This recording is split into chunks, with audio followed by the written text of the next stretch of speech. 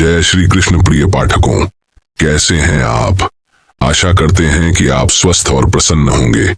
आज हम आपके लिए लेकर आए हैं एक ऐसी पौराणिक कथा जो यह सिखाती है कि वासना कैसे विनाश का कारण बन सकती है।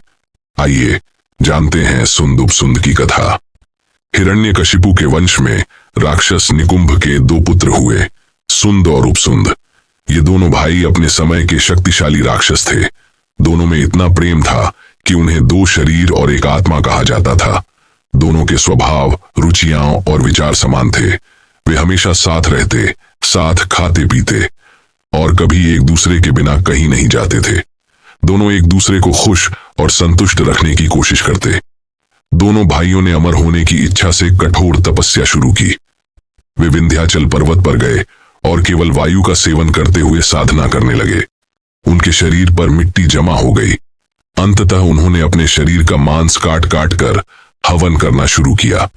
जब उनके शरीर में केवल हड्डियां ही बचीं, तो वे अपने पंजों के बल खड़े होकर दोनों हाथ उठाकर तपस्या करने लगे। उनकी कठोर तपस्या से विंध्याचल पर्वत भी प्रसन्न हो गया। देवताओं ने कई बाधाएं डालने की कोशिश की, लेकिन कोई भी प्रलोभन, भय या छल उनकी तपस्या को रोक नहीं सका। अंत में ब्रह्मा जी उनकी तपस्या से प्रसन्न होकर प्रकट हुए। ब्रह्मा जी ने उनसे वरदान मांगने को कहा। उन्होंने कहा, हे ब्रह्मदेव, हमें मायावी शक्तियां प्राप्त हों। हम सभी शस्त्रों के ज्ञाता बने और अमर हो जाएं। ब्रह्मा जी ने अमृतत्व का वरदान देने से इनकार कर दिया। तब उन्होंने यह वर मांगा, जब भी हमारी मृत्यु हो, वह केवल एक दूसरे के हाथों से हो। ब्रह्मा जी ने तथास्तु कहकर वरदान दे दिया। वरदान पाकर दोनों भाई अपनी राजधानी लौटे और तीनों लोकों को जीतने का निश्चय किया। बहुत जल्द दोनों भाइयों ने तीनों लोकों पर विजय प्राप्त कर ली। देवता, यक्ष, गंधर्व और नाग उनके भय से भाग खड़े हुए। उन्होंने आदेश दिया कि कोई भी यज्ञ, पूजा, वेदों का अध्ययन न करे। जहां यह सब हो, उस नगर को जला दो। अर्षियों को ढूंढ ढूंढ कर मार डालो। उनके इस आदेश से राक्षसों ने ब्राह्मणों को मारना शुरू कर दिया। अर्षियों के आश्रम जला दिए गए। जो भी अर्षि उन्हें शाप देते, उनके ब्रह्मा के वरदान के कारण शाप व्यर्थ हो जाते। परिणाम स्वरूप अर्षि, ब्राह्मण और वेद ज्ञाता भय से पर्वतों की गुफाओं में छिप गए। समाज में यज्ञ, पूजा और वेदों का पाठ बंद हो गया। लेकिन राक्षस इससे भी संतुष्ट नहीं हुए। उन्होंने सिंह, बाघ और सर्प का रूप धारण कर अर्षियों को मारना शुरू कर दिया।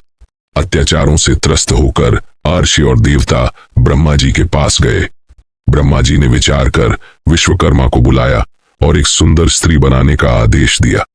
विश्वकर्मा ने संसार की सभी सुंदर वस्तुओं के सार से एक स्त्री बनाई।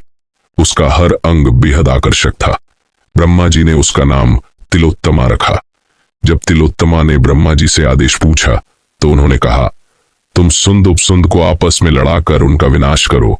तिलोत्तमा ब्रह्मा जी का आदेश लेकर विंध्याचल पर्वत के उद्यान में पहुंची, जहां सुंद उपसुंद अपने अनुचरों के साथ मदिरा पीकर आनंद मना रहे थे। तिलोत्तमा को देखते ही दोनों भाई उसकी ओर आकर्षित हो गए। दोनों ने एक साथ तिलोत्तमा से अपनी पत्नी बनने की प्रार्थना की।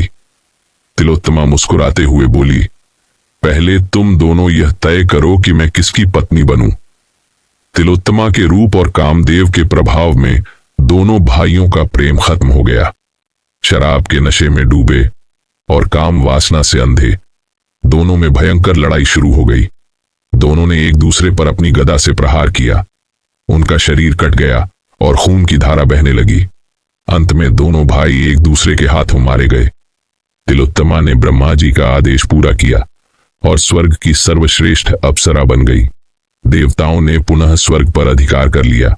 इस कहानी से यह शिक्षा मिलती है कि वासना विनाश का कारण बनती है। प्रिय पाठकों, कैसी लगी यह कथा?